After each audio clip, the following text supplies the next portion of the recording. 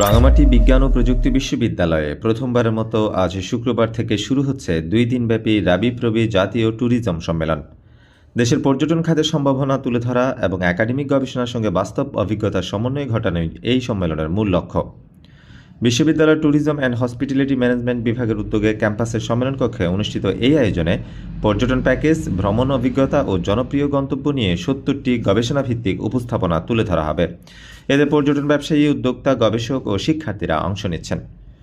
শুক্রবার দুপুর 2:30 উদ্বোধনী অনুষ্ঠানে প্রধান অতিথি থাকবেন ঢাকা বিশ্ববিদ্যালয়ের উপাচার্য অধ্যাপক ডক্টর নিয়াজ আহমেদ খান।